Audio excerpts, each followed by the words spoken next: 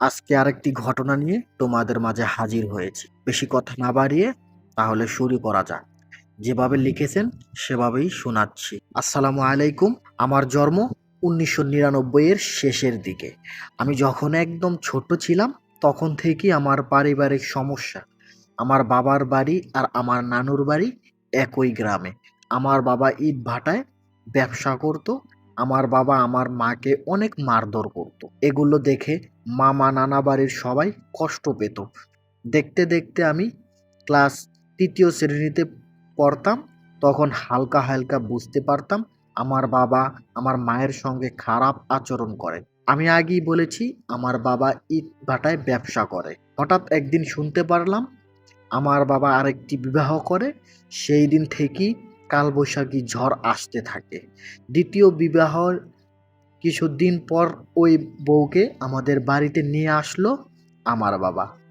নিয়ে আসার কিছুদিন পর থেকেই শুরু হলো নির্যাতন, যা প্রকাশ করতে পারছি না। কারণ ছাড়াই আমার মাকে মারতো। ভাত রান্না করলে তারা খেয়ে ভাতে পানি দিয়ে রাখতো, আমাদেরকে খেতে দিত না। ডালে পানি দিয়ে রাখতো, ভাত খেতে দিত না। ১-২ দিন না খেয়ে পার করতে হয়েছে আমার মাকেও আমাকে। যেহেতু আমার নানার বাড়ি একই গ্রামে হওয়ায় নানা এগুলো কষ্ট সহ্য না করতে পেরে আমার মাকে নিয়ে যায়। আমার বাবার নামে নারী নির্যাতন কেস করে। আমার বাবার টাকার কাছে আমার নানা বাড়িরা হেরে যায়। যাই হোক, এভাবে চলতে থাকে। আমি তখন আমার মায়ের সঙ্গে নানির বাড়িতে থাকতাম। একদিন হঠাৎ আমার বাবা আমাকে চুরি করে নিয়ে যায় আমার এক ফুপুর বাসায়। চুরি করার কারণ হলো কেস এ জিততে পারে। যাই হোক, আমাকে অনেক খোঁজাখুঁজি করে আমার মা আমাকে বের করে আনে। তার কিছুদিন পর আমার বাবা আমাকে মাদ্রাসায় ভর্তি করতে চায়। এতে আমার মা ও নানির বাড়ির সবাই রাজি। ২০০৮ সাল এর শেষ এর দিকে আমি একটি হাফেজিয়া মাদ্রাসায় ভর্তি হই। আলহামদুলিল্লাহ ২০১১ সালের শেষের দিকে আমি হেফজাহ সমাপ্ত করি। ২০১২ সালের শেষের দিকে আমি ঢাকা মিরপুর এমডিএস এ কিতাব শাখায় ২য় ক্লাসে ভর্তি হই। এখানে আলহামদুলিল্লাহ ভালোই চলতেছিলাম। এর কিছুদিন পর জানতে পারলাম আমার বাবা আরেকটি বিবাহ করেছে। তার কিছুদিন পর জানতে পারি আরেকটি বিবাহ করে। এভাবে প্রায় ৬টি বিবাহ করে। মোটামুটি সবগুলোর একটি করে সন্তান হওয়ার পর ডিভোর্স দিয়ে দিত।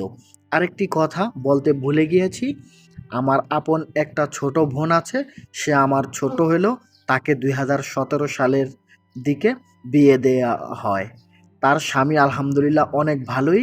যাই হোক, এইবার আসল কথায় আসি। আমি ছোট্টবেলায় দেখতাম আমার বাবা আমাকে অনেক আদর করত। রাতে না খেলে কখনো ঘুমাতে দিত না। সে আমাকে অনেক আদর করত। আমার মায়ের অন্য জায়গায় বিবাহ হয়। তারপর আমার বাবা আমাকে তার নিকটে নিয়ে যাওয়ার জন্য কোর্টে কেস করলেন। জজ সাহেব আদেশ করলেন আমি বাবার নিকটে থাকব আর আমার বোন নানির বাড়িতে থাকবে। আমার বাবা আমাকে বাড়িতে নিয়ে আসলেন। তারপর আমার দিনকাল ভালোই চলছিল।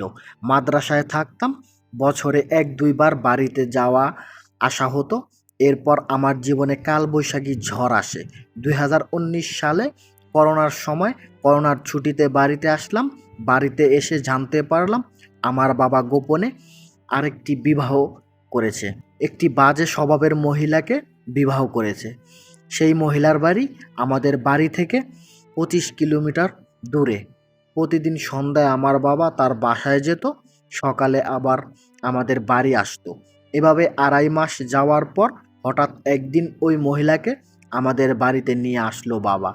মহিলাটা রাস্তার দেহ ব্যবসা করত। আমার বাবা যতগুলো বিবাহ করেছে আমি কারো সাথে কোনোদিন খারাপ ব্যবহার করিনি। আমি ওই বাজে মহিলার সাথে একদম কম কথা বলতাম। মাদ্রাসা থেকে বাড়িতে আসলে আমার সকল কাজ নিজেই করতাম। কাপড় পরিষ্কার করা, বিছানা পরিষ্কার করা, টুকিটাকি সকল কাজ নিজেই করার চেষ্টা করতাম। আমি মাদ্রাসা থেকে ছুটিতে বাড়িতে আসছি। ছুটি শেষ করে মাদ্রাসায় যাব। সকালে ফজরের নামাজ পড়ে বাসায় শুয়ে আছি। হঠাৎ আমার বাবা আমাকে ডেকে বলছে, তুই যে বাড়ি থেকে বের হয়ে যা। আমি তো অবাক দৃষ্টিতে তাকিয়ে থাকলাম। আমি কি বলবো বুঝতে পারছি না। আমি বারবার বাবাকে জিজ্ঞেস করলাম, কেন বের হব? উত্তরে বাবা আমাকে যা বললেন, তখন আমার ইচ্ছে হলো মাটি যদি ফেটে যেত তাহলে আমি মাটির নিচে ঢুকে যেতাম।